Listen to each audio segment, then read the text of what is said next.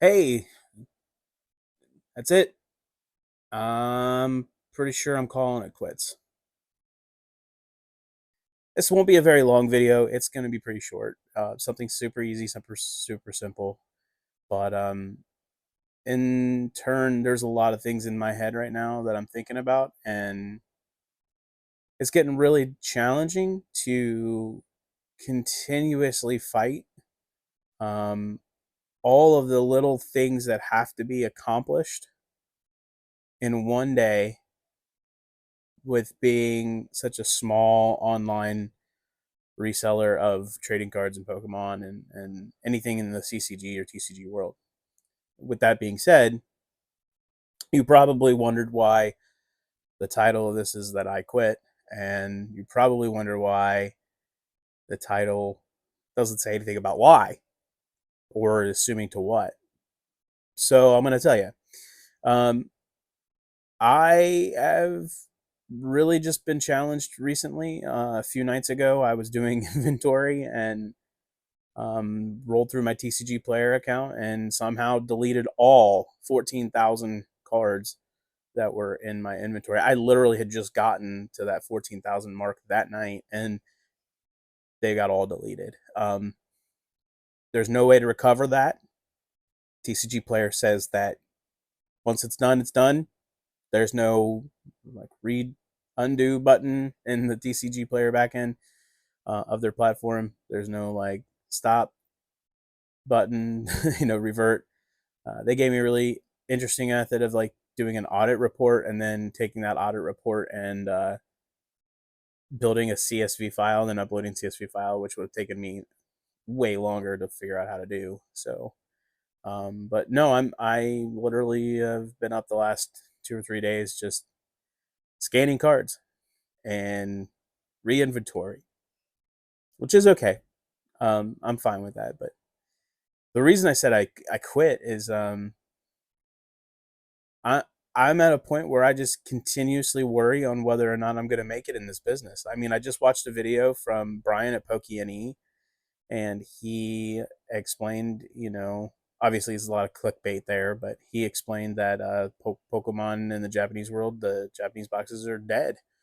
Um, and retailers like myself, like online sellers who are really small, who aren't as big as like Brian or other online resellers, they're not going to make it,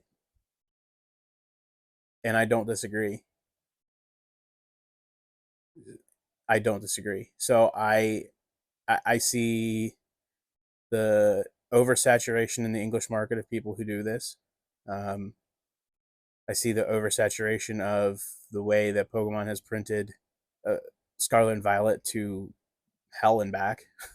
Um, and now, with the possibility of Temporal Forces coming out in a few weeks and it being just as easy to get a hold of as everything else, which I think is a good thing. I mean, having short run product is not a good idea. It's not something that benefits the community. It's not something that benefits collectors. It's definitely not something that benefits sellers or the only one it benefits is literally big box retailers. But those guys are out of their minds.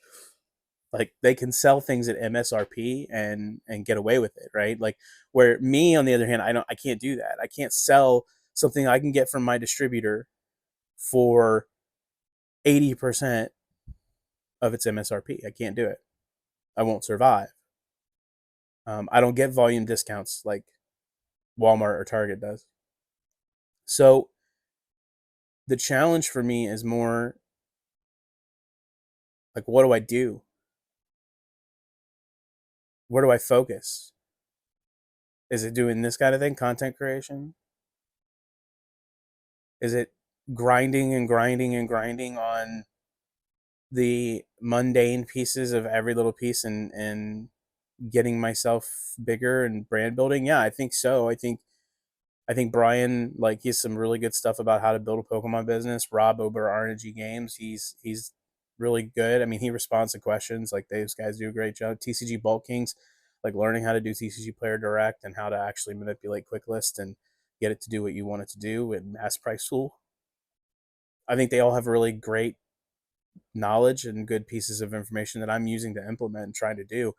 So maybe brand building is really the key here. Maybe it's I need to stop worrying about buying into heavy things that nobody wants, right? Focus down on something. Brian said today in the video that I watched, he said that if anybody who doesn't have liquidity, such as like if they don't have cash in their coffers to help them, you know, stem the tide here, they're going to be gone. And he predicted 25% of no-name resellers like myself being gone, especially if you have debt. And I do. I have a little bit of debt behind this. Um, it's not exorbitant amounts. It's not like hundreds of thousands. It's not even 50,000. It's not even tens of thousands. But it's definitely debt, and it's definitely something I have to contend with on a daily basis about selling something or making sure I make money off of something, and then being able to go back and afford to buy new stuff when you sell out of that. And it's kind of hard to sell stuff when you don't have inventory, right? So and this is all a learning game for me. So I guess the only thing I can say is, like, am I quitting the TCG business?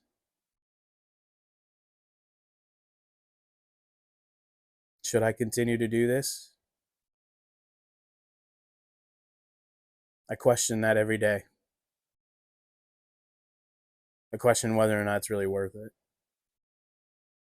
And don't get me wrong, I love the hobby, and I love the cracking packs. And if you can see my setup over here, like, I have all kinds of stuff set up for ship stations and stream stations and sort stations, all the S stations, right?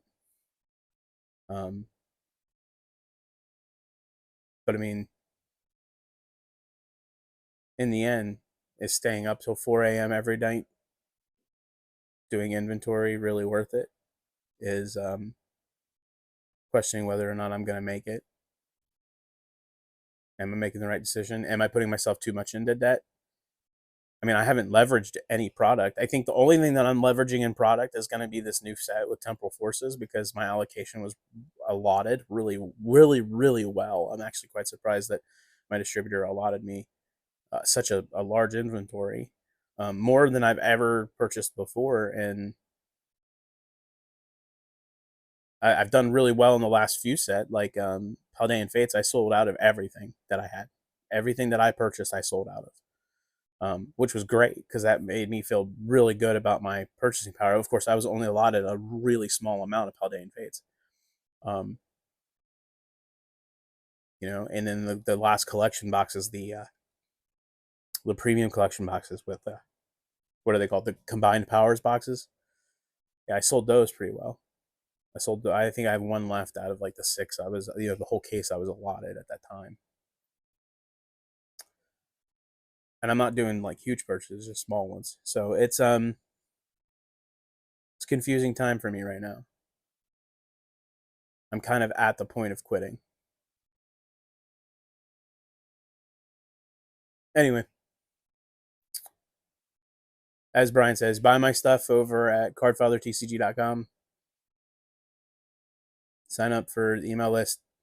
You get free shipping over a certain amount. And leave a comment below. What would you do if you watch this? Thanks.